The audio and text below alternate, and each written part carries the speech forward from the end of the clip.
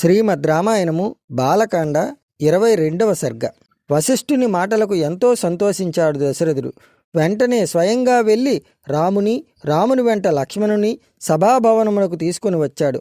కౌసల్య, సుమిత్ర, దశరథుడు కలిసి రామునికి లక్ష్మణునికి మంగళాచరణములు చేశారు. తమ పుత్రులను ప్రియమారా ముద్దులు పెట్టుకున్నారు. దశరథుడు రాముని, లక్ష్మణుని విశ్వామిత్రుని చేతిలో పెట్టాడు.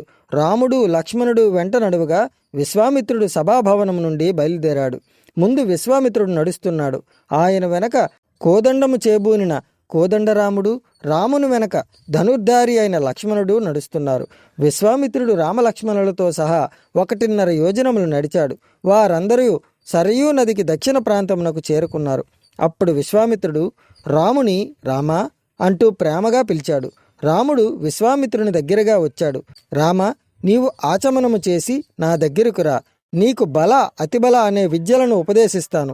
ఈ విద్యలను నీవు నేర్చుకుంటే నీకు ఆకలి, దప్పిక, శ్రమ, జ్వరము ఉండవు. నిన్ను ఎలాంటి రాక్షసులు కూడా ఏమీ చేయలేరు.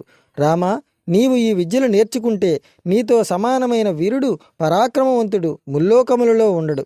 రామా, సౌభాగ్యమునందు గాని, సామర్థ్యమునందు గాని, జ్ఞానమునందు గాని, బుద్ధి ఎందు గాని నీతో సమానమైన వాడు ముల్లోకములలో లేడు. దానికి తోడు నీవు ఈ బల అతిబల అనే విద్యలు నేర్చుకుంటే నీతో సమానమైన వాడు వర్తమానములలో గాని భవిష్యత్తులో గాని ఉండబోడు. ఈ విద్యలు బ్రహ్మదేవునిచే సృష్టించబడినవి. వాటిని అభ్యసించుటకు నీవే తగినవాడవు అని పలికాడు విశ్వామిత్రుడు.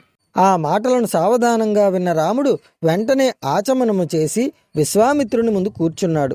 నిశ్చలమైన మనస్సుతో రాముడు విశ్వామిత్రుని వద్ద నుండి బల అతిబల అనే విద్యలను స్వీకరించాడు. ఆ రోజు రాత్రి విశ్వామిత్రుడు రామలక్ష్మణులతో కలిసి సరయూ తీరమున విశ్రమించాడు. అంతకు ముందు అలవాటు లేని దర్భచాపలపై పడుకొనుటకు రామలక్ష్మణులు కొంచెం ఇబ్బంది పడ్డారు. కానీ విశ్వామిత్రుడు వారిని బుజ్జగించి పడుకోబెట్టాడు. ఇది వాల్మీకి విరచిత రామాయణ మహాకావ్యంలో బాలకాండలో 22వ సర్గ సంపూర్ణం.